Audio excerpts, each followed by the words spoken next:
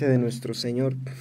Y es curioso irnos justamente a la parte fundante, a esa parte en el que a lo mejor y muchos de nosotros lleguemos a pensar que pues el seminario apareció por obra y arte de magia, ¿no?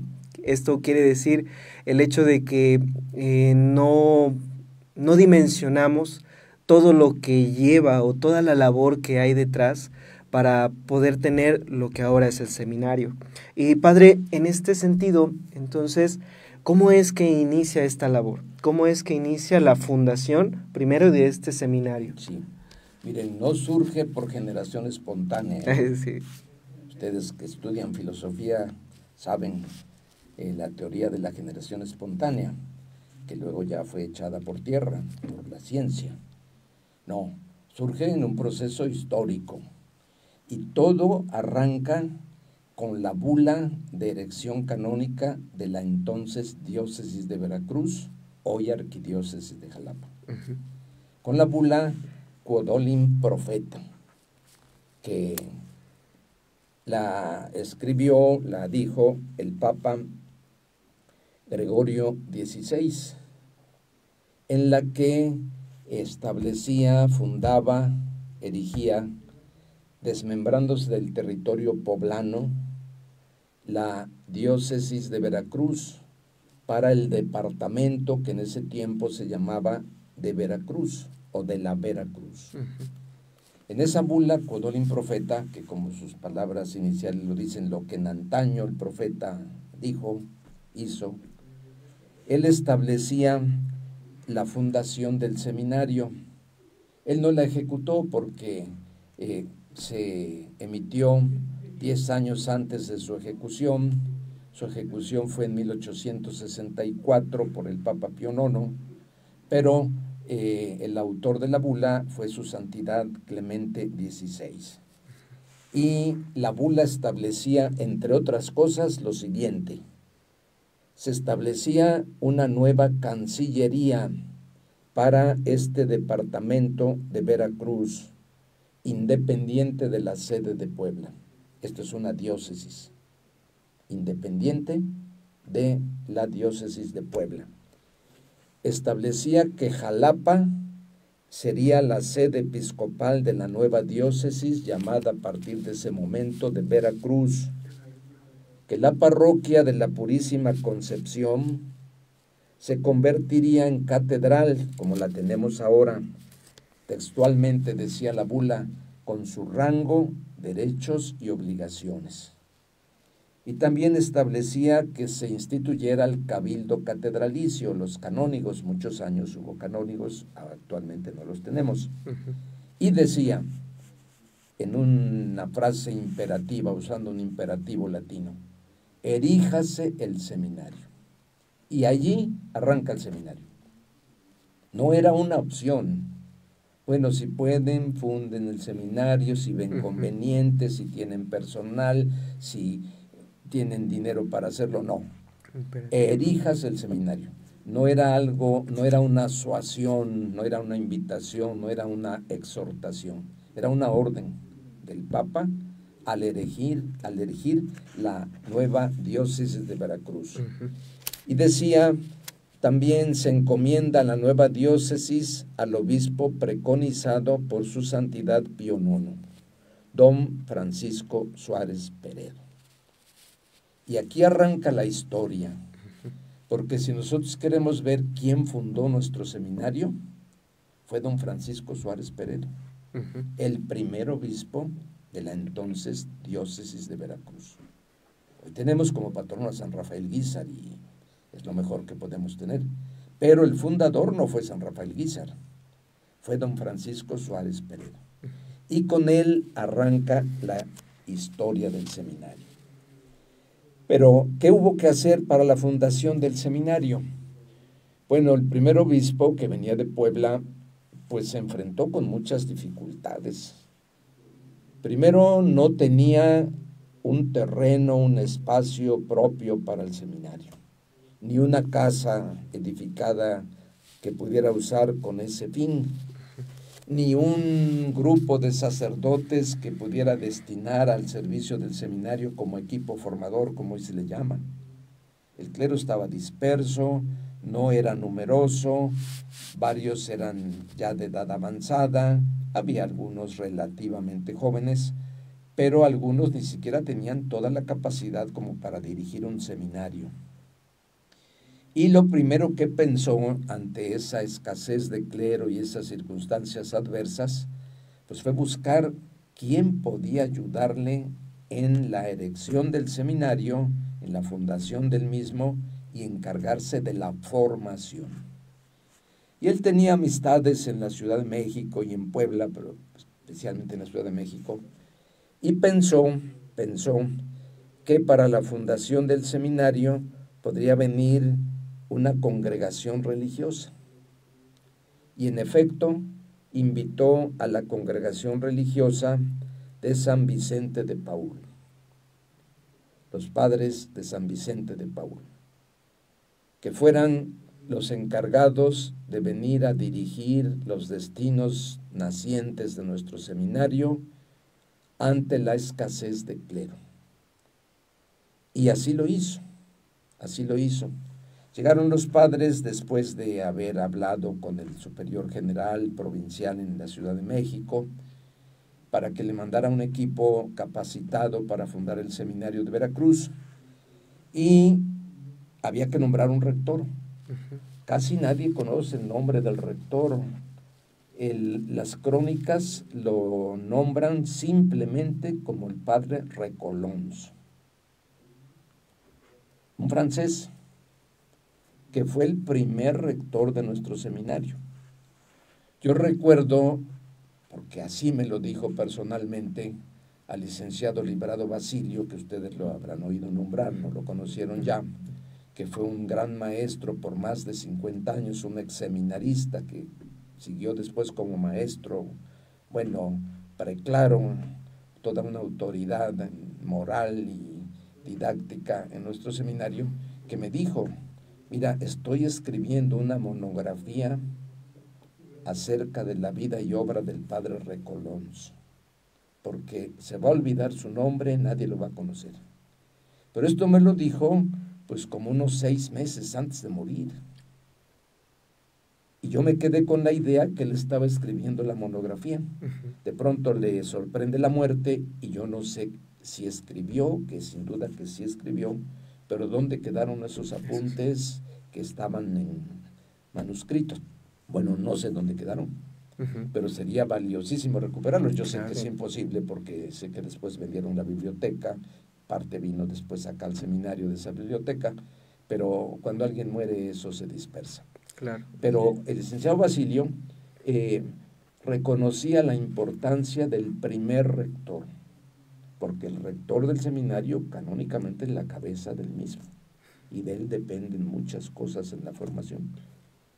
Y al ver esa fundación vamos a conocer el pensamiento también del padre Recolons. Él fue pues nuestro primer rector. Hubo un segundo rector. Este se llamó el padre Agustín de Jesús Torres.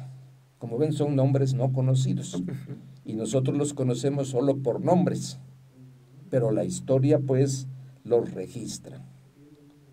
Luego tuvimos un tercer rector, el padre Crescencio Torres, hermano del anterior.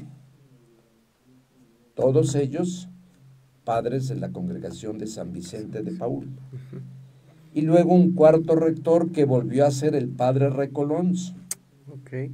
Y cuando llegó como cuarto rector, dijeron: qué bueno que llegó el queridísimo padre Recolons. Esto indica que era una persona muy querida, muy prudente, muy sensata y pues bastante versado en la formación sacerdotal. Tanto así que desde el inicio, cosa inaudita, hubo varios jóvenes que se inscribieron para ingresar y formar parte de las filas en la formación del naciente seminario de Veracruz. Okay. Hubo que pasar varias cosas. No tenían un edificio, no tenían un terreno, no tenían nada. Pero cuando llegó don Francisco Suárez Peredo, estaba todavía en la construcción del antiguo convento de San Francisco, que estaba ubicado en el Parque Juárez y en el viaducto, con vistas hacia la avenida de Úrsulo Galván. Hay unas acuarelas, hay unos cuadros que pintan en ese tiempo al convento antiguo de San Francisco en Jalapa. Y allí le prestaron unas galeras que sirvieron de aulas, que sirvieron de dormitorios, que sirvieron para iniciar la fundación, mientras compraban un terreno, mientras erigían un edificio propio del que vamos a hablar luego. Ese fue el inicio de nuestro seminario.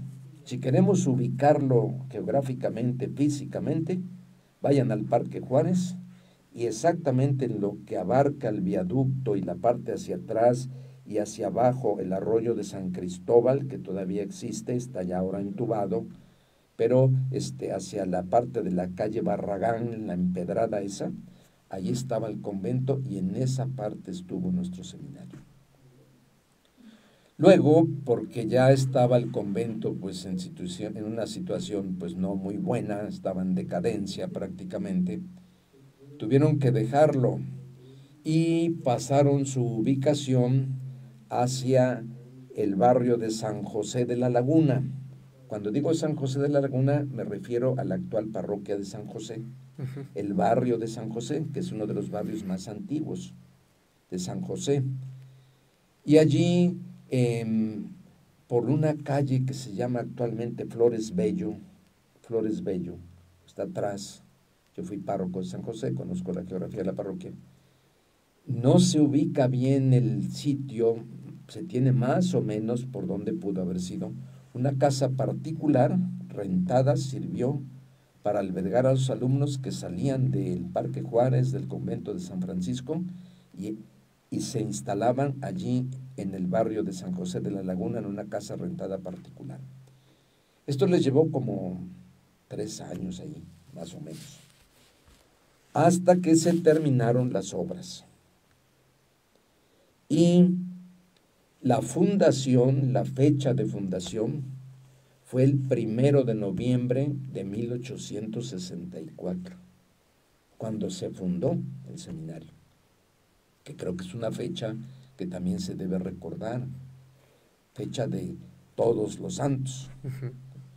El obispo eligió esa fecha para invocar el auxilio de nuestros hermanos mayores, los santos, para que protegieran esa casa de formación sacerdotal que se ha perpetuado por más de 150 años hasta nuestros días, hasta llegar a ustedes, por la cual muchos sacerdotes hemos pasado siendo formados.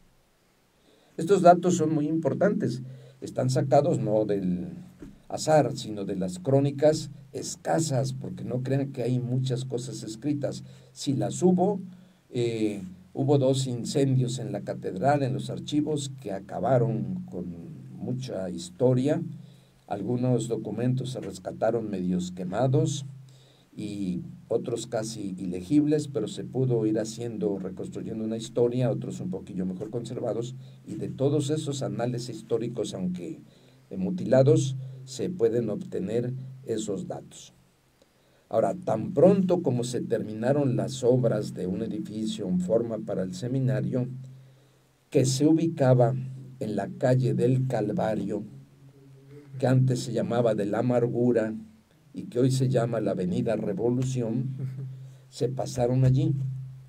Si me preguntan justo dónde estaba ubicado, donde está el pasaje Revolución y donde está actualmente la Plaza Clavijero, que después en el gobierno de Tejeda, cuando le quitaron el seminario a San Rafael Guisa, lo expropiaron, ahí se pusieron los talleres gráficos del estado de Veracruz, un taller de impresión de todas las cosas oficiales del estado de Veracruz. Tejeda ahí puso las máquinas al expropiarle a San Rafael Guízar ese edificio.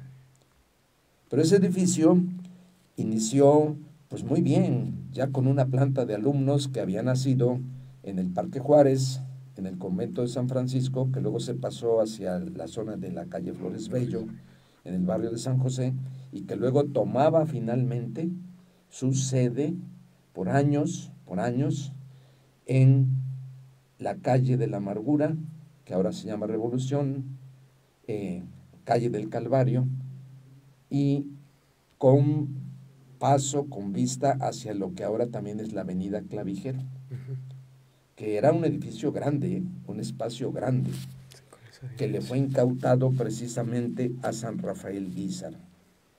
Allí empezó a florecer ya de manera formal, a despuntar de manera formal la formación sacerdotal de los sacerdotes que atenderían la nueva diócesis de Veracruz. Doy algunos datos.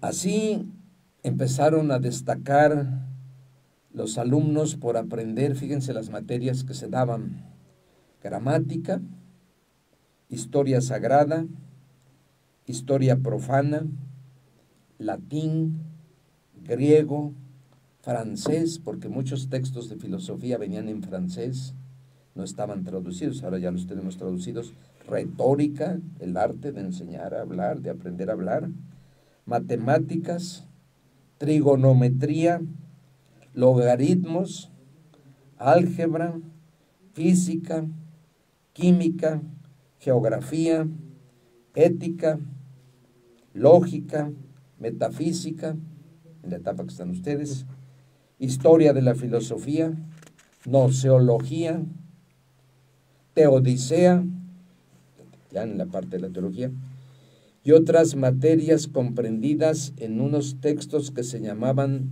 la escuela moderna. Eran unos textos que circulaban con conocimientos básicos diversos.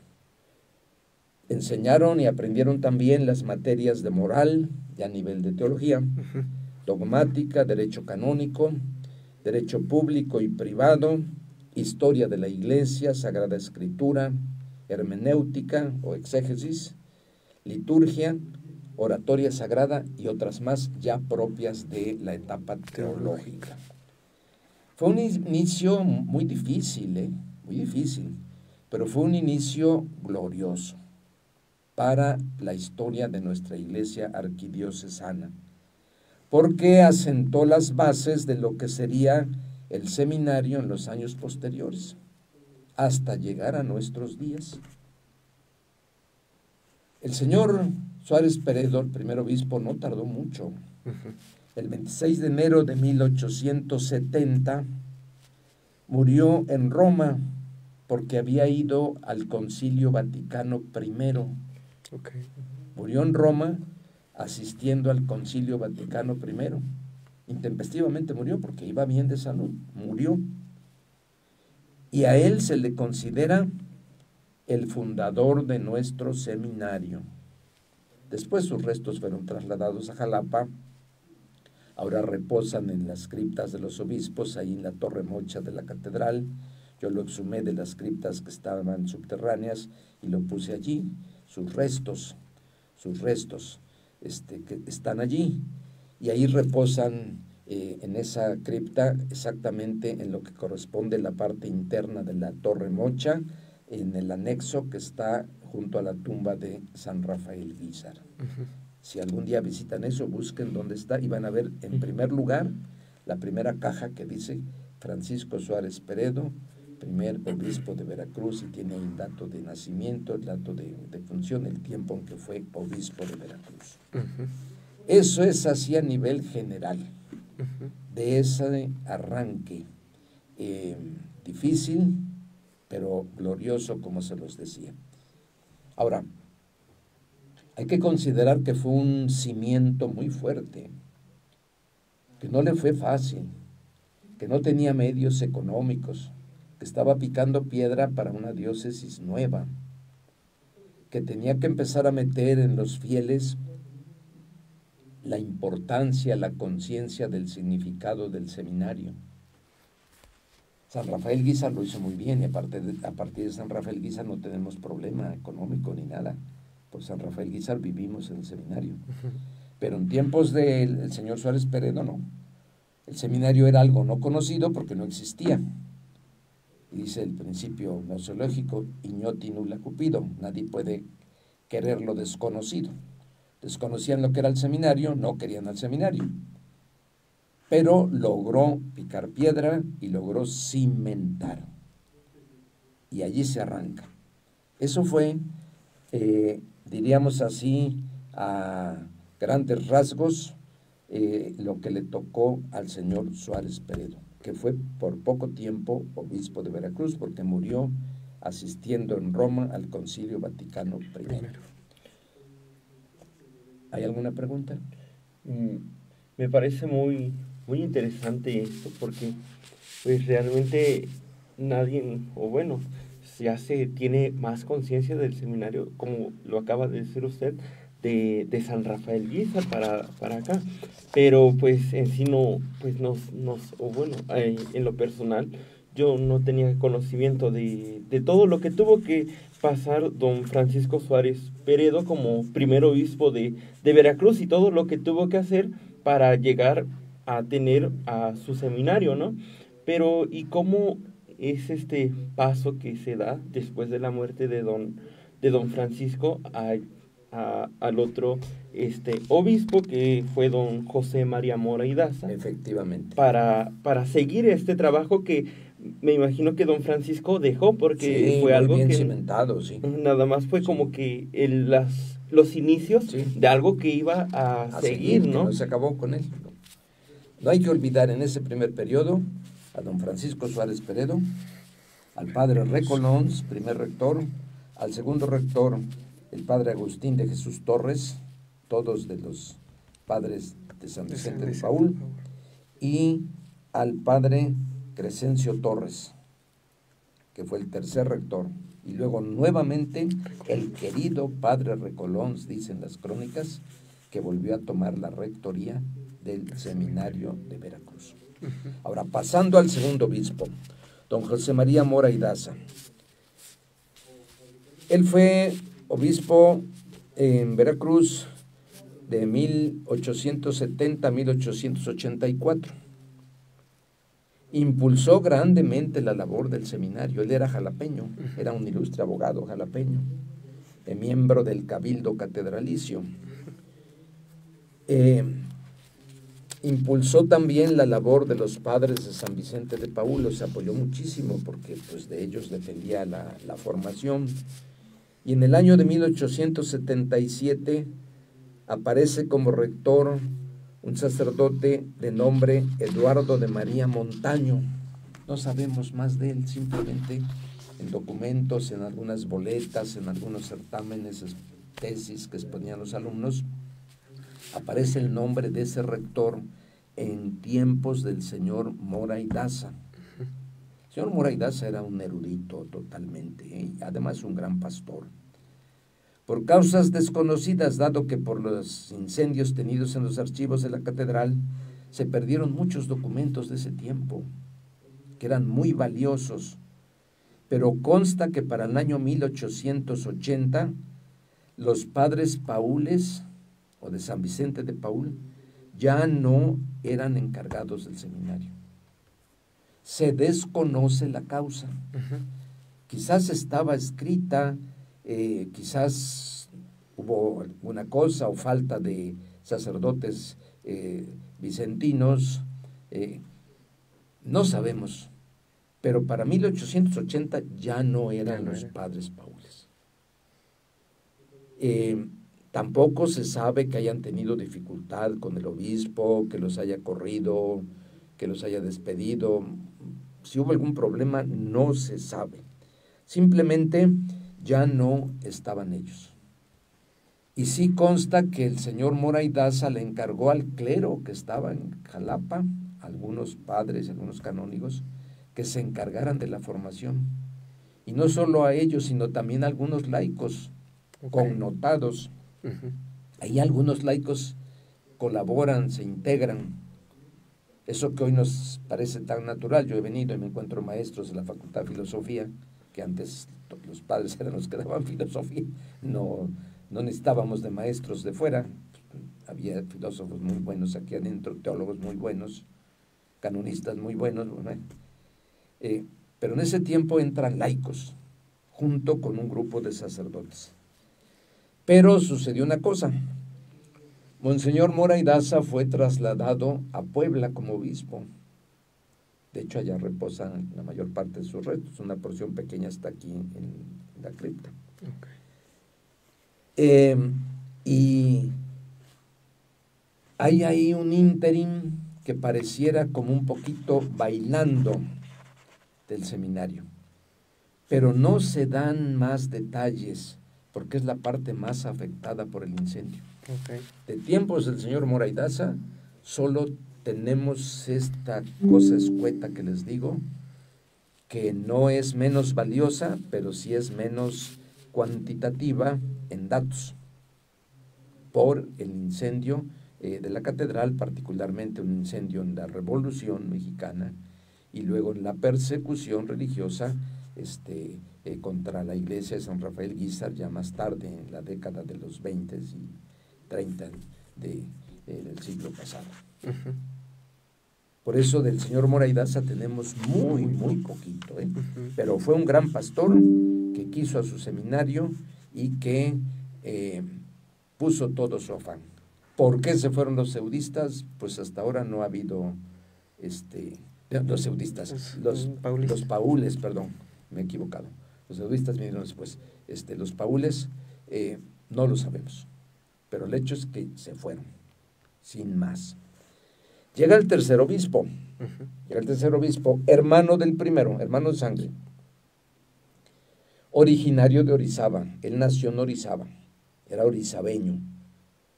Hermano del primer obispo, fue consagrado obispo en la iglesia de la Profesa en México.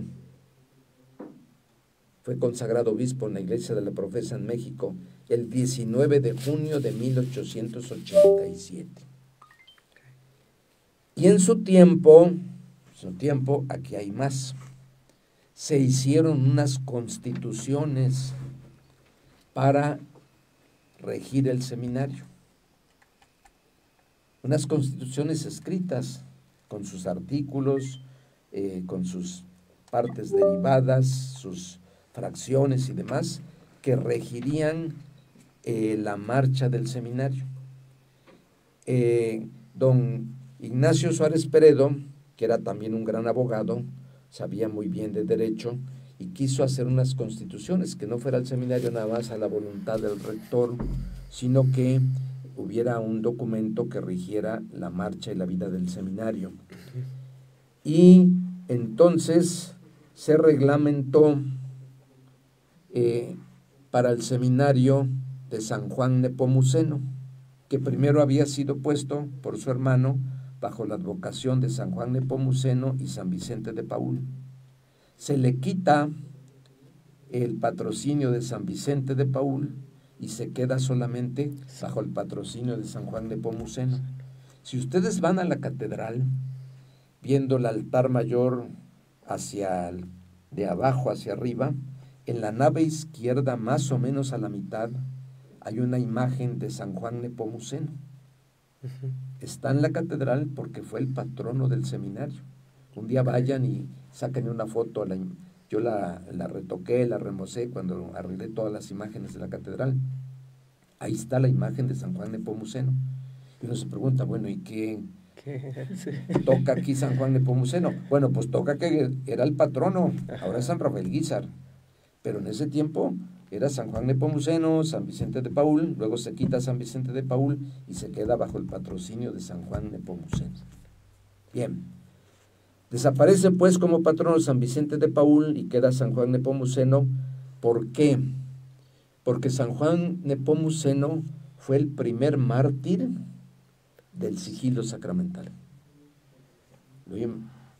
Querían sacarle cosas de confesión y prefirió morir antes que revelar el sigilo sacramental.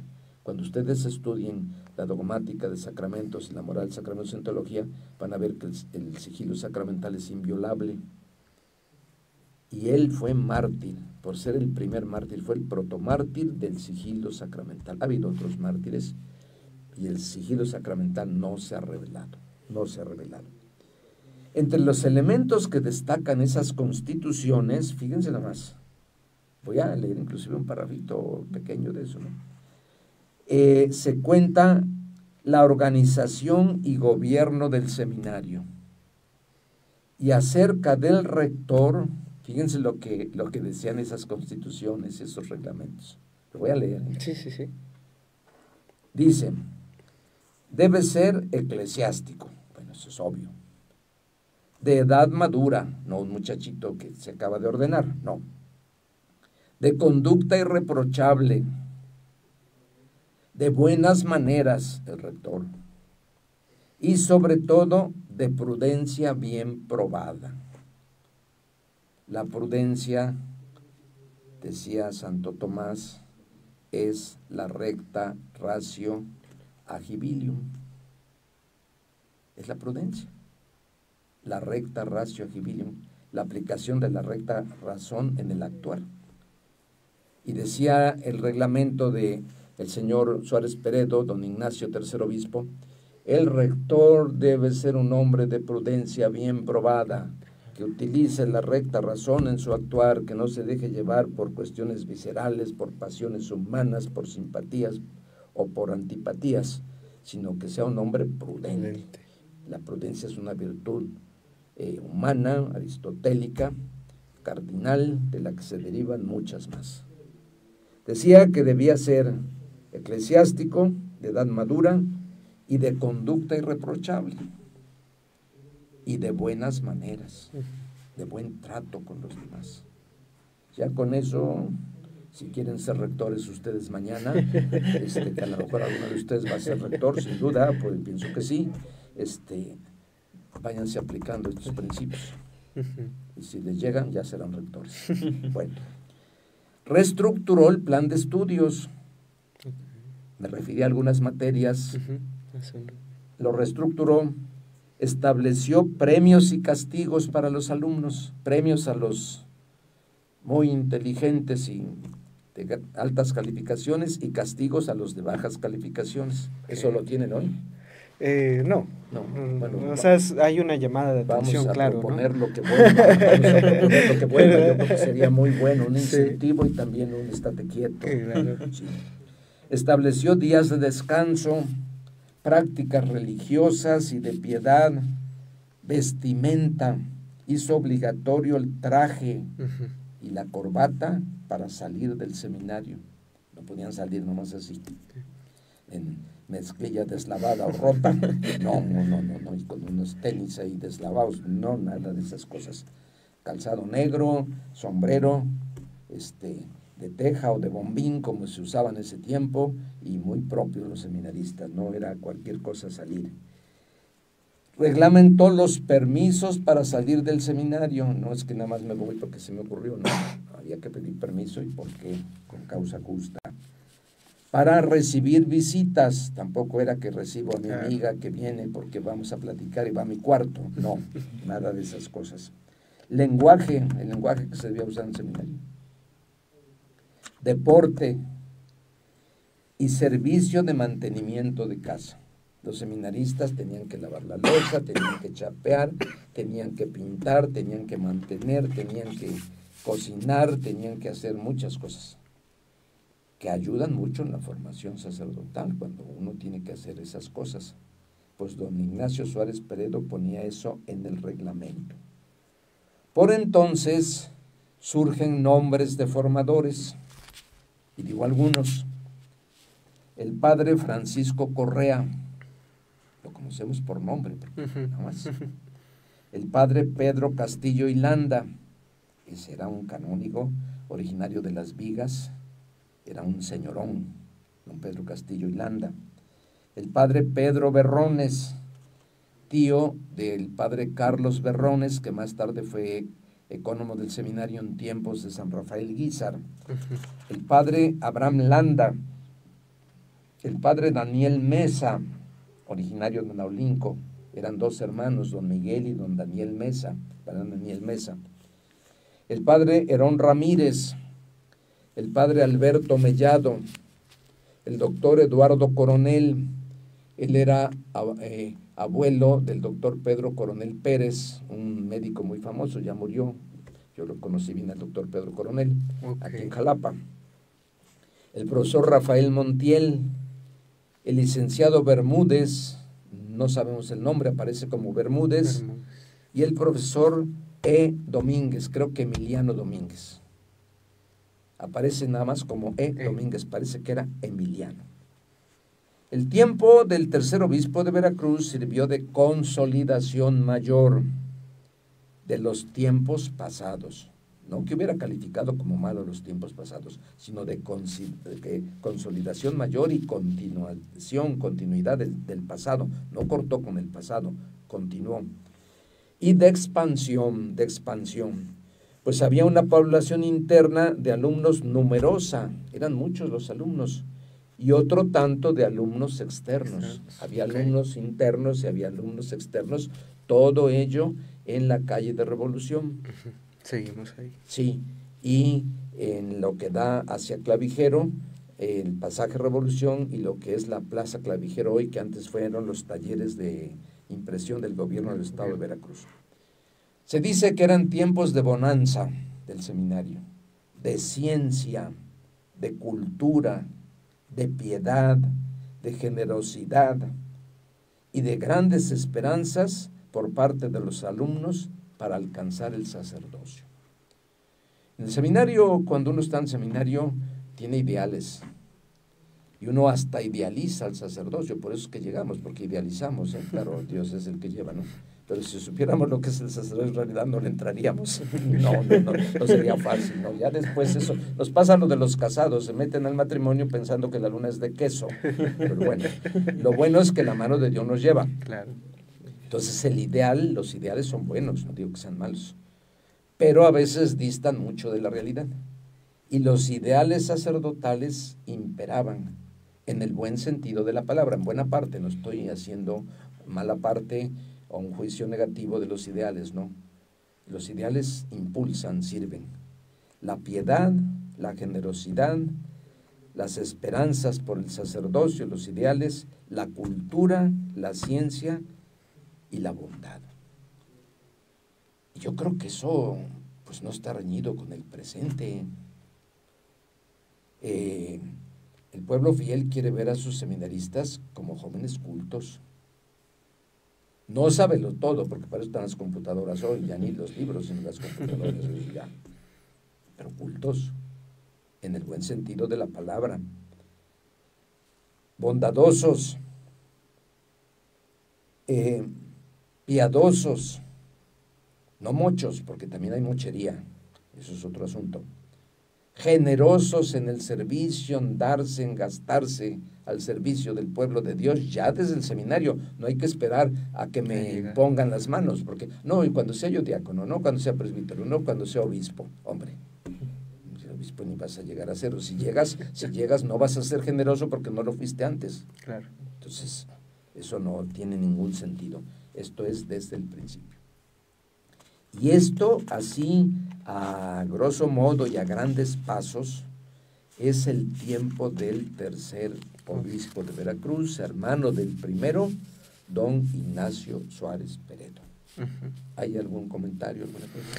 No, pues realmente es apreciar sobre todo cómo ha iniciado este momento, y es el hecho de ver cómo es que verdaderamente para poder hablar del seminario hay que hablar de todas estas bases, ¿no? Y que es lo que ahora incluso ha sido reconocido durante todo este tiempo como un seminario en el que se preocupa no tan solo por una formación incluso académica, sino como lo último con lo que se ha terminado en buscar la integralidad, ¿no? Porque escuchamos lo que ha establecido Monseñor Ignacio y vemos justamente cómo es que está presente la piedad, es decir, la parte espiritual, cómo está presente también, claro, el acervo cultural, ¿no? Que es la parte humana, la parte social, ver en todos y cada uno de estos caracteres lo esencial que es una persona íntegra,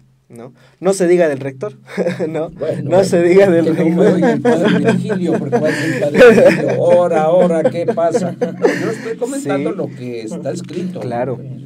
El Claro. ritual que hizo cada quien. Y- Porque si no, el padre rector se va a sentir aludido. Dios me libre de hacer alusiones personales así. No, Claro. no estoy en eso. Claro, claro. Sí, y es lo que uno aprecia, sobre todo porque también no es que sea un producto totalmente humano, ¿no? O sea, totalmente, sino que detrás de ello, pues está el hecho de esta parte apostólica también, ¿no? Este hecho concreto que es la plenitud del Espíritu y que se hace efectivo, El ¿no? llamado y la respuesta. Claro, claro. Claro, entonces realmente es importante pues seguir apreciando esto, no puedo comentar otra cosa más que apreciar esta parte y pues continuar, ojalá poder ahora llegar por lo menos a como Monseñor Joaquín Arcadio. Bueno, hablar de Monseñor Pagasa es hablar de un gran poeta, bucólico, un pastor celoso, abnegado, pero un hombre fuera de serie, un poeta bucólico. Es considerado el poeta bucólico más grande de América. Dominaba el latín y el griego, conocía las obras griegas de los trágicos, las comedias, las tragedias griegas, y dominaba la lengua griega. Era un gran humanista. Y lo mismo la obra de los grandes latinos, Virgilio, Horacio, Leovigildo y muchos más. Un gran traductor de esos clásicos griegos y latinos. Un hombre que no hablaba en prosa sino en verso. Yo digo, ¿qué le entenderían mis paisanos hablando en verso, pero que hablaba en verso? La Universidad Veracruzana le editó todas sus traducciones y todas sus apreciaciones sobre los clásicos griegos. Están editados en volúmenes de la Universidad Veracruzana, porque lo considera el más grande poeta bucólico de América. Hay una placa ahí en el antiguo Palacio Episcopal, donde está el Museo de San Rafael. Está sobre la calle de Revolución. Un día vayan a tomar una foto. Y dice, en esta casa vivió don Joaquín Arcadio Pagasa, Clearco Meonio entre los arcades romanos. Tuvo la medalla como Clearco Meonio, una condecoración. El poeta bucólico más grande de América. Hay una placa mármol. Y era un señorón. Dicen que era un indígena mexiquense, altote, moreno, de ojos verdes, de tez morena, de ojos verdes, con una presencia que cualquiera se apantallaba ante él, que caminaba dando unas zancadotas así grandes. Hicieron incluso un escrito, ¿no? Hicieron un versillo que decía, van a ver, ¿quién es príncipe en su casa? Y en la calle una avestruz por su caminar. Joaquín Arcadio Pagasa, obispo de Veracruz. Los jalapeños veracruzanos pues no podían quedarse sin versar al que hablaba en verso. Él nació en Valle de Bravo, Estado de México. Fue consagrado como cuarto obispo de Veracruz, también en la iglesia de la Profesa, el 10 de junio de 1895. Él se preocupó por la formación sacerdotal y en su tiempo aparece como rector un padre de nombre Julio César. No se saben los apellidos. Era el padre Julio César. Dicen las crónicas que era un hombre adusto, severo, demasiado exigente, intolerante, y que su intolerancia rayaba con la falta de piedad. Falta de piedad, que era un militar, el que estaba al frente del seminario, y que por el temor y por la fuerza obligaba a los alumnos a lo que él creía que debían hacer. Julio César no era bien visto por los alumnos, no era querido por los alumnos, más bien era temido. Y con su rectorado empieza el seminario a tener un periodo de decadencia, porque imperaba la ley del temor y no la ley del amor. Y cuando las cosas se hacen así, bueno, pues se pueden hacer por temor, pero si no hay amor, sirve de nada. Es que nunca vayan ustedes a actuar con la ley del temor, sino con la ley del amor. Eso hizo que, lejos de ayudar a los alumnos en la espiritualidad y formación, los alejaba del ideal sacerdotal, el ideal que habían tenido antes. Les quitó la ilusión, les quitó el ideal, les quitó el gusto de estar en el seminario. Muchos abandonaron el seminario. A más de la mitad se fueron. Por la actitud de este padre Julio César. No se sabe su origen, no se sabe más que su nombre. Yo no estoy haciendo un juicio de valor sobre sus cosas, pero la historia sí lo registra. Bueno, se hizo necesario cambiarlo y buscar una alternativa externa para la dirección del seminario.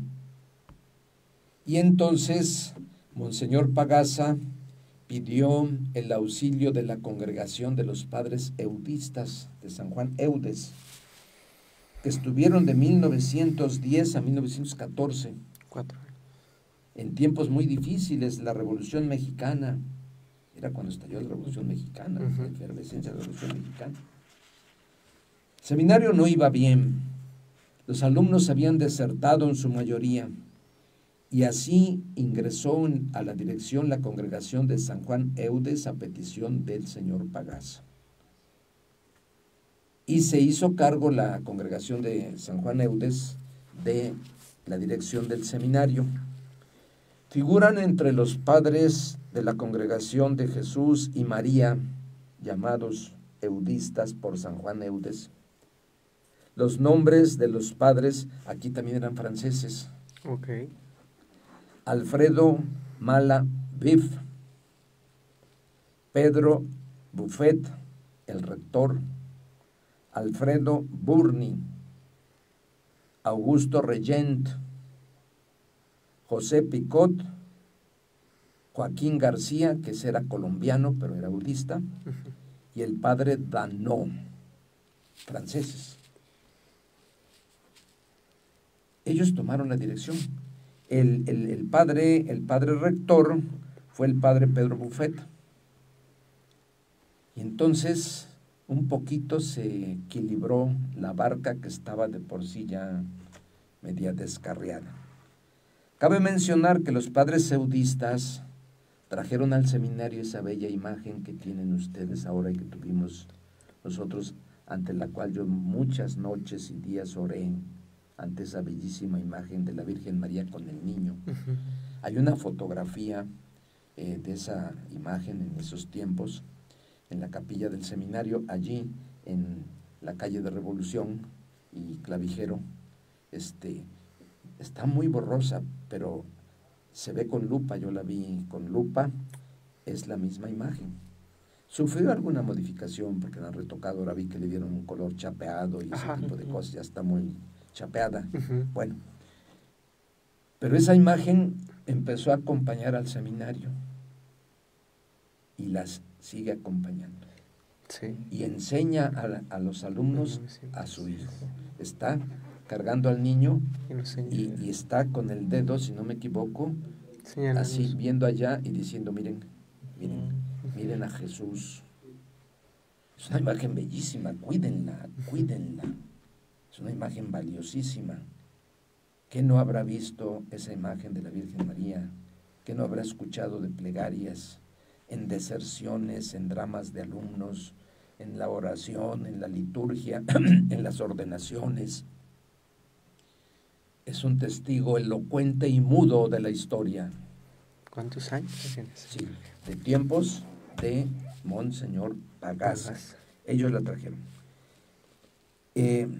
Pero por los conflictos ocasionados por la Revolución Mexicana, Monseñor Pagasa tuvo que irse a esconder al Coyol, ahí por abajo, por, ¿cómo se llama? El municipio de me olvida en el momento. Coyol, así, rumbo a Veracruz, una parte ahí, se fue a esconder porque lo perseguían. Y no salió, estuvo escondido en ese rancho. Ahí escribió parte grande de su obra bucólica, poética. Él era, si bien un pastor, más poeta que pastor. Inclusive tuvo una intervención de la Santa Sede porque hubo quejas de él y le mandaron un administrador apostólico. Bueno, tuvo cuestiones difíciles. Y en ese tiempo, ya 1914, los padres seudistas fueron expulsados de México, eran franceses.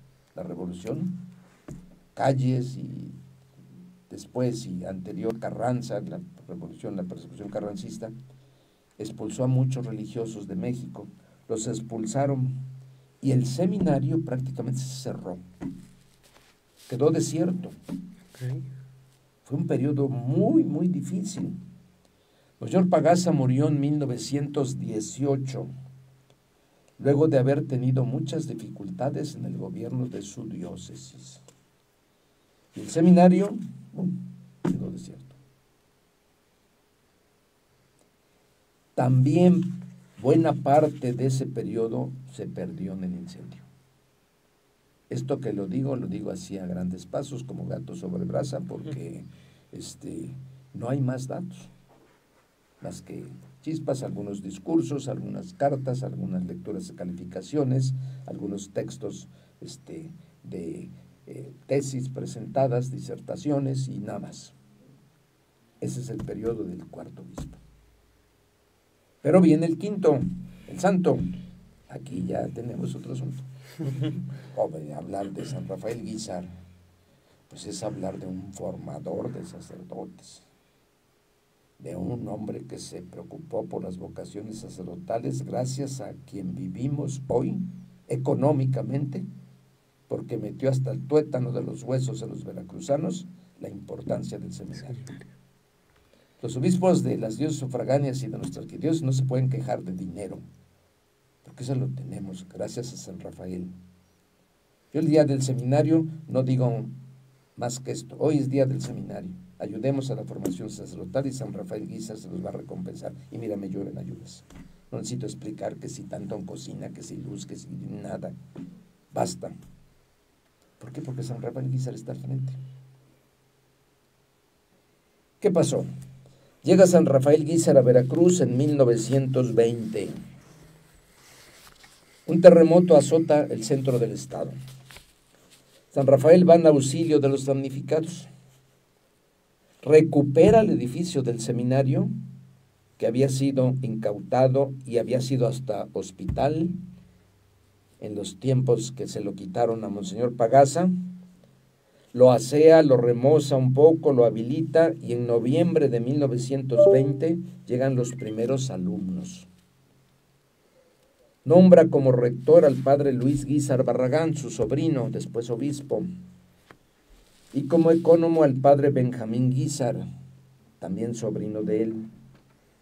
Nombra como espiritual al padre Carlos Mayer, un jesuita del Beaterio, ahí estaban los jesuitas.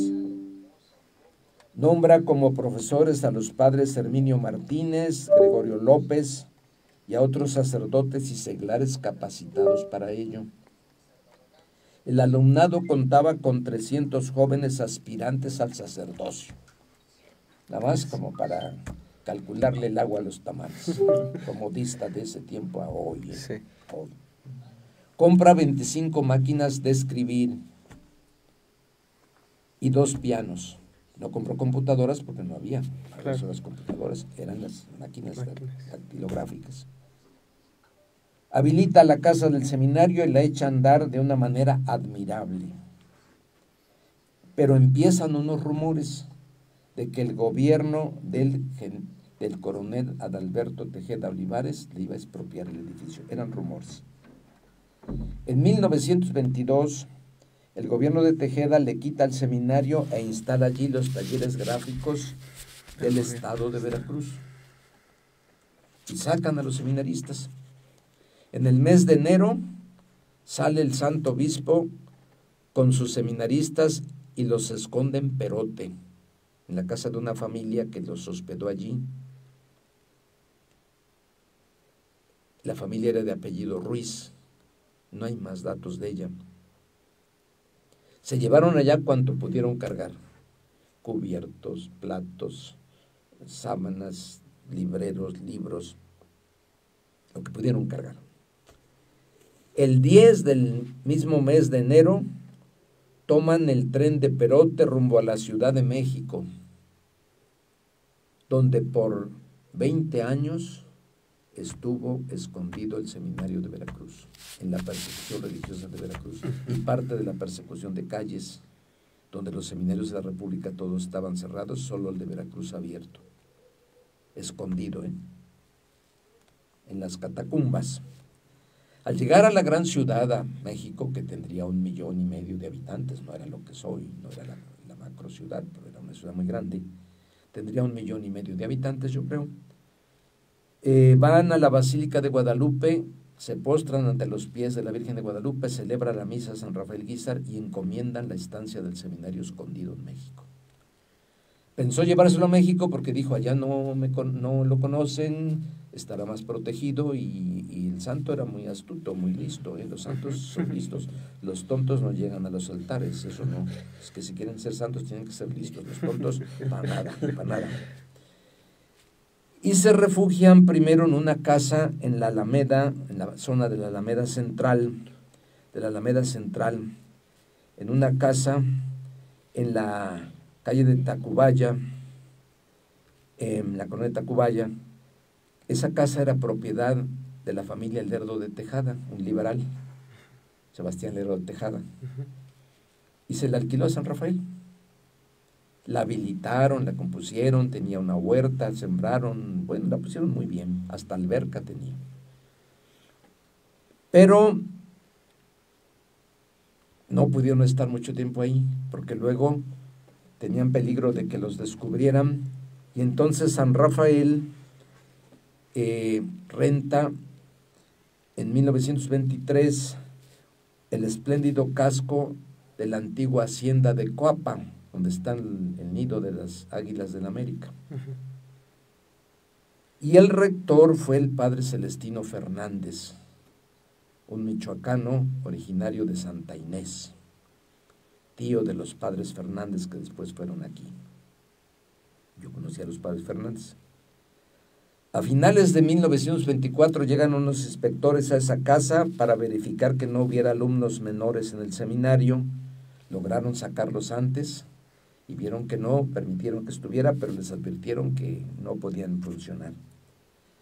A finales de 1926 salieron de la hacienda de Coapa por temor a ser descubiertos y se trasladaron a esconderse una parte a Culcingo, ahí arriba de Orizaba, y otros a Orizaba, donde permanecieron escondidos hasta nuevo aviso. Los mandó ahí San Rafael con los párrocos y familias, y les digo, hasta nuevo aviso, escóndanse, porque la persecución era terrible. La historia no la narra. En noviembre de 1926 regresan a México, a una casa en Coyoacán, en el actual Coyoacán, la cual tuvieron que desocupar en 1927, y se trasladaron a Tacuba, a un viejo edificio que había sido un cine, con las incomodidades máximas que ustedes se puedan tener.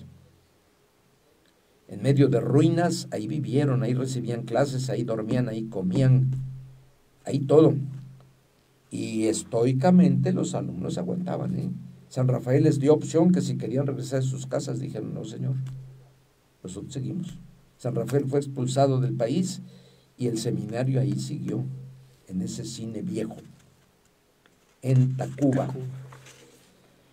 Después de un largo destierro, el santo obispo de Veracruz alquiló un edificio en Azcapotzalco, en la calle de Aquiles Cerdán. Yo he estado algunas veces allí. Ahora es una escuela preparatoria. Y él alquiló una casita a la vuelta en la calle de Otoño 18 para vivir, él para no poner en peligro a su seminario, porque a él lo perseguían. Por cierto, murió en esa casa. Luego en 1935 distribuyó a los alumnos así. Los teólogos los mandó a la calle de Laguna del Carmen número 150, a la que para despistar llamaban Quinta Querétaro. Vamos a la Quinta Querétaro. La Quinta Querétaro, ¿qué eso? ¿Qué cosa? Es todo menos seminario, y era el seminario. Los filósofos a la calle de Mixcoac, número 166, a la que para despistar la llamaban Quinta Toluca. El santo era osado, el santo se burlaba de los perseguidores. Bueno, llegó a poner el seminario atrás del colegio militar, nada más una pared dividía, atrás del colegio militar, y nadie puede sospechar. Toreaba al enemigo, así, y se reía y se burlaba. Y los latinos permanecieron en Azcapotzalco. Ahora Azcapotzalco es diócesis. Yo fui allí, fue el corazón de San Rafael, el obispo actual, él le puso a su seminario Rafael Guízar, y encomendó a San Rafael Guízar su seminario. Me preguntó muchos datos de todo esto, se los di, y el patrono del seminario de Azcapotzalco, de la diócesis de Azcapotzalco, es San Rafael Guízar, porque ahí estuvo San Rafael, claro, en esa colonia populosa que ahora es una alcaldía. Azcapotzalco significa hormiguero. Hay una hormiga en la torre de la catedral que simboliza la hormiga. Y de esa manera pasaron los años, fueron 20 años. Y allí, en la calle de Otoño 18, a un ladito de donde estaba el seminario, de aquí de Cerdán 43, era una esquina, y el otro lado, donde pasa la vía del tren enfrente, ahí murió San Rafael Guízar, en una casita muy modesta.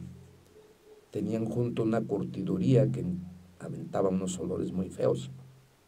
Y un poquillo más allá, la refinería de Azcapotzalco, que ahora ya no funciona, pero con las emisiones de contaminantes, de humo y de olor, y de los fogones de la refinería, que era la gran refinería de México, en Azcapotzalco. Y ahí vivía el santo obispo de Veracruz. Y ahí murió. Y de ahí fue trasladado a Jalapa, donde fue velado y luego sepultado en el Panteón Antiguo. Como ven, en el tiempo de San Rafael Guízar, la dominante era andar a salto de mata.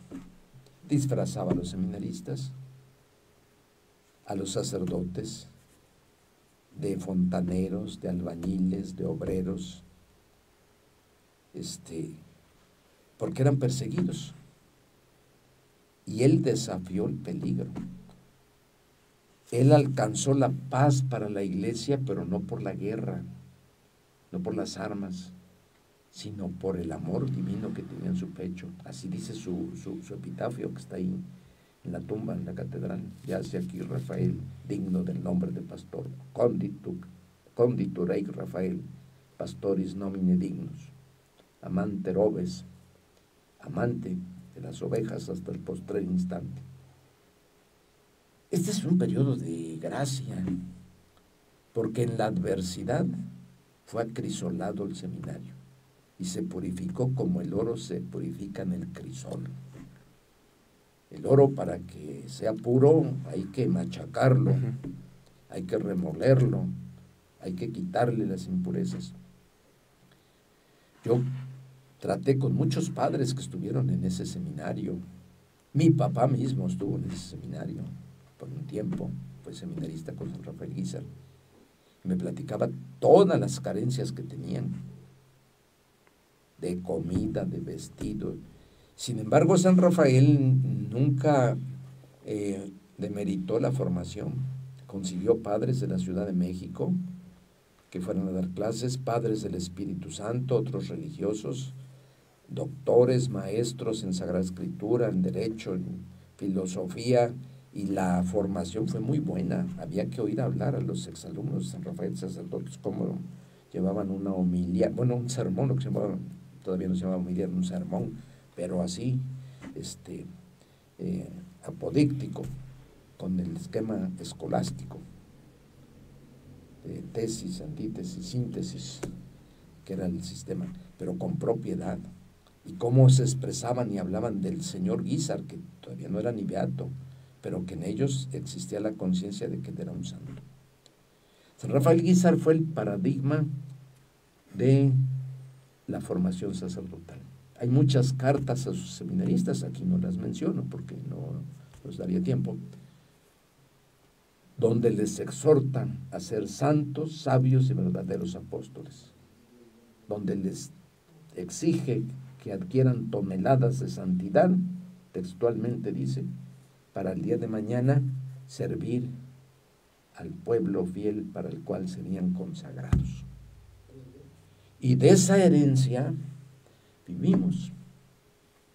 Pasaron 20 años en medio de la persecución, en medio de la precariedad, la pobreza, la incertidumbre, pero en medio y con la conciencia clara y distinta que Dios llamaba, y teniendo a la cabeza a un pastor.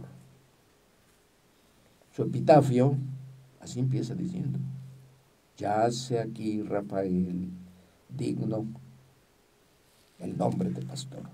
Y que se diga eso de un obispo, digno del nombre de pastor, pues no es fácil, no es fácil.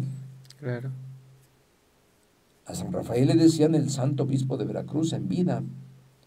Hoy queremos mucho a nuestros obispos también, sí, pero en ninguna parte de la República oigo que digan el santo obispo de San Luis Potosí, o de Chihuahua, o de Tijuana. No, el señor obispo de Tijuana, sí, respetado y querido, pero el santo, ese calificativo no se agrega. En cambio en San Rafael se agregaba en vida, el santo obispo de Veracruz. Y vivimos, jóvenes, de esa herencia, de santidad, de formación, de exigencia, de generosidad, de entrega alegre al pueblo santo de Dios.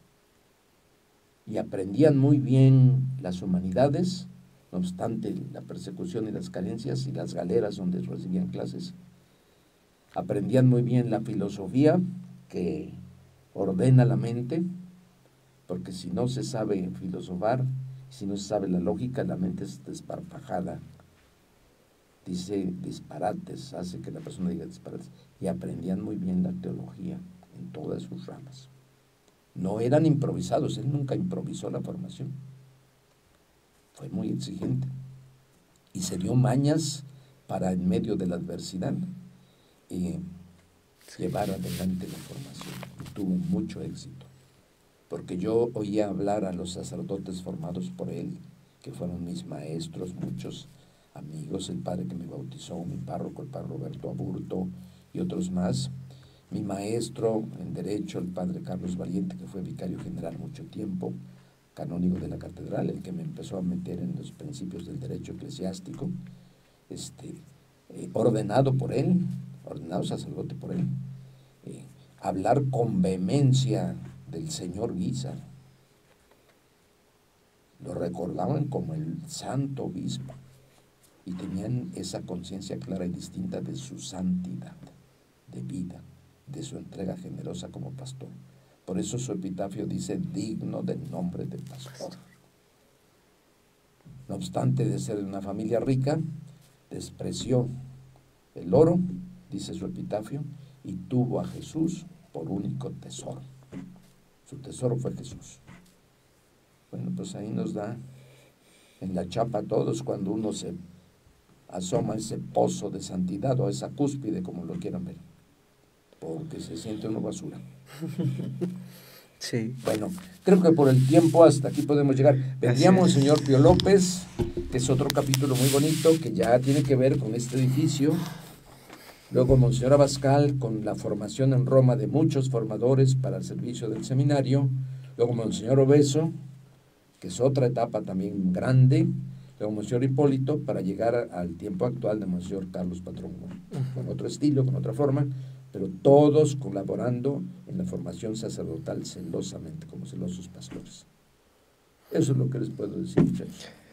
Muchísimas gracias, padre. En verdad que ha sido, yo creo que en primer lugar, pues muy enriquecedor toda esta primera parte, porque es tan solo la primera parte, ¿no? No me asustes. ¿Qué quieres decir? En esta, ojalá que podamos tener esa segunda parte, si ¿no? nos ponemos de acuerdo, sí, con mucho gusto. Sí, para poder pues compartir, ¿no? Porque sin duda hasta aquí yo creo que es también motivo para uno de agradecer también a Dios por ser ese guía y ser parte del corazón de todos estos pastores que llevaron a cabo toda la labor. Ya en la segunda celosa, parte, ¿no? yo conocí a los obispos, al señor Sí. López, al señor Abascal, por supuesto, cuando yo fui alumno, señor Abascal, al señor Obeso, pues qué decir, yo trabajé con él más de 30 años. Él me ordenó sacerdote cuando empezó a ser arzobispo. Luego Monseñor Hipólito, también, y ahora con el señor Jorge Carlos Patrón, que es nuestro pastor y padre en la fe y que nos guía. Así es. Pues damos gracias a Dios sobre todo por todo esto que sin duda para muchos de nosotros no conocemos tantos detalles, pero que nos hacen apreciar eso que sobre todo nos hace valer más, nos hace tener un criterio de lo que es la presencia salvífica de nuestro Señor. Sí. La presencia salvífica. Porque si el Señor no construye la casa, en vano se cansan los albañiles. El Señor ha construido esta obra de formación sacerdotal y los demás solo colaboramos. Yo fui profesor 15 años de Derecho Eclesiástico y otras materias, pero cuando cumplí 15 años dije ya, que yo sepa más. Vamos. Y continúa la formación. Sí, continúa. A gusto, y que no demerite nada. La formación intelectual debe ser muy bien cuidada, la espiritual, la humana. De manera integral. Sí, integral. Pues sin más que decir por el momento, le agradecemos su presencia, padre. Sabe que aquí pues lo esperamos con mucho gusto, siempre es grato escucharlo y pues no me queda nada más que decir que yo soy Redes. Tú eres Redes, nosotros somos Redes anclados en Cristo. Por donde anden mis pies, en donde lata mi corazón, estoy llamado a llevar a todos el evangelio de amor. Y te daré una nueva vida. Por donde anden tus pies, en donde lata tu corazón, estás llamado a llevar a todos el evangelio de amor, porque yo soy Redes, tú eres Redes, somos redes anclados en Cristo, somos redes anclados en Cristo. Yo soy Redes, tú eres Redes, somos redes anclados en Cristo, somos redes anclados en Cristo.